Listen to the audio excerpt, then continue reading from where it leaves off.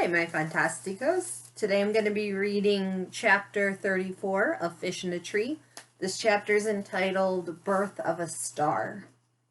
Keisha, Albert, and I walk to Albert's house after school. Keisha and I ask if we could come over to his house. He shrugged and said, okay. The whole time my hand is in my pocket, holding on to that piece of paper that said possible. Albert's house is big, but dark and dusty when we enter. There are piles of things everywhere. Not papers like our house. I mean piles of things with tubes and wires, things I don't recognize. His mom greets us. Hey, Albert, you have guests? Her tone tells me that this never happens. Yes, I do. These are my friends, Keisha Almond and Allie Nickerson. Allie and Keisha, this is my mother,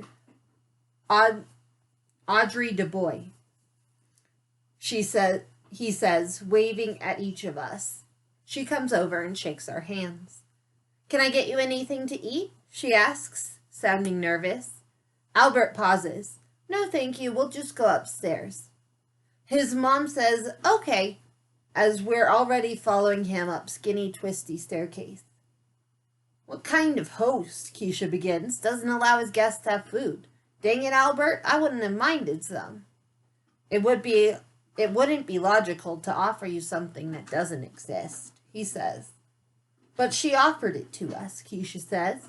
He opens his backpack and begins stacking his books on his desk like a pyramid. I can assure you the refrigerator is quite empty.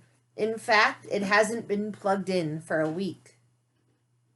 Oh, Keisha says, her voice getting quiet. I'm sorry, Albert. I really am. Now I know why his mom's voice sounded funny when she offered, and why he eats so much at school. Yeah, me too, I add.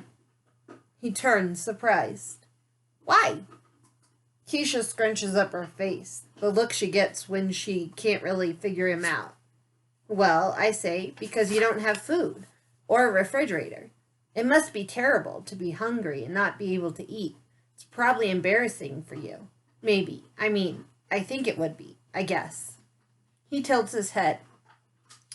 Filling the refrigerator does not fall within the parameters of my responsibilities. Therefore, the lack of food there within would have no reflections upon me whatsoever. We're silenced. I don't know about Keisha, but I couldn't answer that for $1 million. From the looks of her, I don't think she can either. I finally lift my gaze from his face and look around his room. Just a bed, a desk, a trash can. The carpet and his blankets are all dark green, but his walls have colorful posters, all science-related. There is one I like the most, a picture of outer space, but with every color you could think of, all swirled together with an orange glow off to the side. It's beautiful. I point at it. Albert, what is that? That is the birth of a star. The single most important thing that can happen in space. Well, the single most positive thing, anyways. It's beautiful, I say. He stares at it. Indeed it is, he says, sitting down at his desk. Keisha laughs. You're going to be a star one day, Albert. You'll do something amazing. I don't like... He shifts in his seat. I don't wish to be in the limelight. Limelight? I ask. I don't like a lot of attention, he says. Well, you better get used to it, Albert, Keisha says. Because there's no way on Earth that you won't have boatloads of attention when you go out and cure cancer or discover another planet or something like that. That's my hope. I want to change the world. I want to do something good, he says. And then all of a sudden, I feel sad as Keisha goes on about how famous Albert will be, how he'll be written about in history books and stuff. Hey, Keisha says, poking me, why so serious over there? I'm thinking about the things Albert and Keisha will do, and how I can't even read. I can't tell them that, though. So I try to sound happier. I'm not that serious. Oh, yes, you are. Dead serious. You need to smile. I am smiling, I say. Well, someone better tell your face that, Keisha says. I hesitate. Can I tell you both a secret? I ask, reaching into my pocket to touch my possible paper that I've carried since I've got it. Yeah, of course. And you won't tell anyone? Yeah, now what's a secret we won't tell anyone, because that's what the definition of a secret is. Albert's quiet, but his head is tilted to the side. I've never really told anyone, but I have lots of trouble in school with reading and writing, and well, everything but math and art. Keisha laughs. That's not a secret. And then I feel terrible. I feel my eyes beginning to sting, and I start walking away, but she pulls my sleeve and pulls me back. Albert looks upset. No, that's not what I mean. I mean that we know that, but that doesn't matter to us. However, Albert says, I do wish it was easier for you. We will not share your secret. Mr. Daniels says I have something called dyslexia, which makes it hard to read letters. That's why I've been staying after school, so he can help me. Keisha's wide-eyed. Extra school after school? That's terrible. I mean terrible. I want to tell her that I'd spend the night at school hanging upside down in the closet if I could just read. I don't mind. He's nice to help me, I say. And we'll help you, Albert says.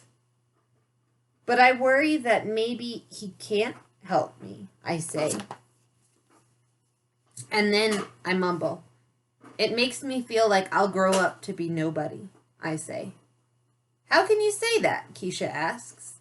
Well, you'll probably have some big successful baking company, and Albert will do whatever in the world Albert will do, and I'm just hoping to read a menu at a restaurant. Keisha steps up and puts her arms around my shoulders. You say he's going to help you, right? You say, Albert adds, and then he pauses to think that you'll grow up to be nobody. But logically, if nobody's perfect, well then you must be perfect. Perfect? Me? No, I say. You are pretty perfect, Allie, Keisha says, laughing. Do like Mr. Daniels says. Be yourself. Be who you are. You know, Albert says, I've wondered about that saying. I can't ever find an answer anywhere on the internet. What do you mean, I ask. Be yourself. You always hear that. So, Keisha asks. Well, Albert begins. What if you don't know who you are? I get what he means, I think. People ask what you want to be when you grow up. I know what kind of grown-up I want to be, but I don't know who I am now. Albert stretches his legs out. There are always people ready to tell you who you are, like a nerd or a jerk or a wimp. I think how it's hard not to believe the bad stuff. Look at it this way, Albert says. If you had to be in a tank of water with a killer whale or a stonefish, which would you choose? Well, duh, who's going to choose the killer whale? Well, in the wild, killer whales never attack people. Like never. A stonefish is way more dangerous, with its 13 venomous spines. It's the words. If a killer whale were called the friendly whale, no one would be scared. And then I think of words, and the power that words have. How they can be waved around like a wand, sometimes for good, like how Mr. Daniels uses them. How he makes kids like me and Oliver feel better about ourselves. And how words can also be used for bad, to hurt. My grandpa used to say to be careful with eggs and words, because neither can ever be fixed. The older I get, the more I realize how smart my grandpa was. That's the end of chapter 34 My question for you for this chapter is, why do you think it's so hard for Allie to tell her friends that she has trouble reading and writing? Why is that hard for her? Write your answer in the comments. I look forward to reading them.